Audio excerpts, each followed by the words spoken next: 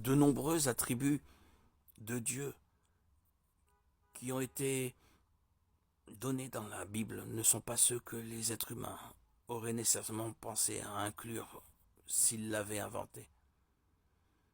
Le caractère de Dieu inclut l'omniscience, Ésaïe 46, 9, 10, l'omnipotence, 2 Samuel 22, 3, Psaume 18, 2, la patience, 2 Pierre 3, 9, et la constance, Malachie 3, 6. Il est décrit comme aimant, Psaume 25, 10, fidèle, Psaume 31, 23, et désireux d'avoir une relation avec nous, Jérémie 29, 13, Jacques 4, 8. Mais il est aussi parfaitement juste, et cette justice exige un paiement pour la haute trahison de l'homme envers son Créateur. Sophonie 3, 5, Romains 6, 23. Plutôt que d'établir une liste d'exigences auxquelles nous devons satisfaire pour gagner sa faveur, comme le font toutes les autres religions, le Dieu de la Bible a pris chair humaine, a vécu parmi nous, puis a permis aux gens qu'il a créés de le torturer à mort pendant qu'il leur pardonnait. Luc 23, 34, Philippiens 2, 5, 11. Ce genre d'amour désintéressé et sacrificiel est en dehors de l'expérience humaine et n'est présent dans aucune religion créée par l'homme. La grâce est un concept exclusif au Dieu de la Bible. Un médiateur joue le rôle d'intermédiaire entre les deux parties à un conflit qui les aide à trouver un accord. Le médiateur intervient pour résoudre un différend. Il n'y a qu'un médiateur entre Dieu et l'homme, Jésus-Christ. Pourquoi Jésus est notre médiateur et pourquoi nous sommes perdus si nous cherchons à nous représenter nous-mêmes devant Dieu?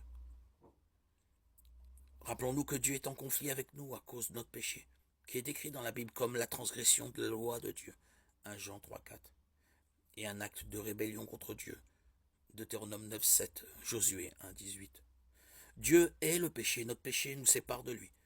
Il n'y a pas de juste pas, même un seul, Romains 3, 10. Tous les hommes sont pécheurs du fait de la nature pécheresse que nous avons héritée d'Adam et de nos péchés quotidiens.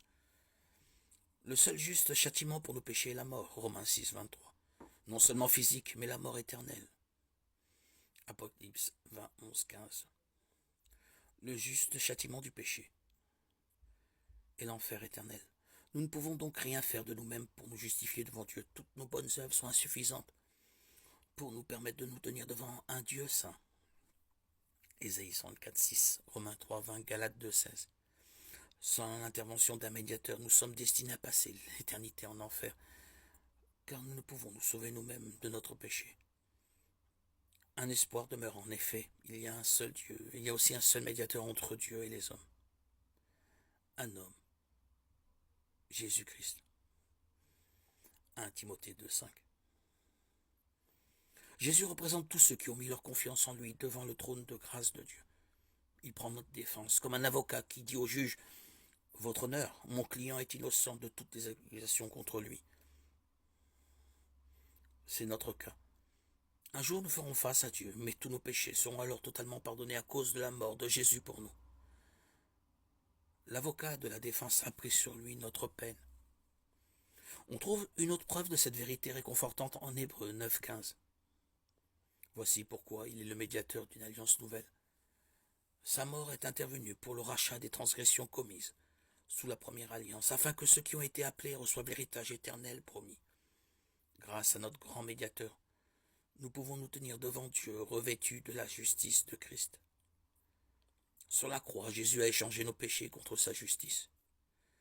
2 Corinthiens 5, 21. Sa médiation est le seul moyen par lequel nous puissions être sauvés.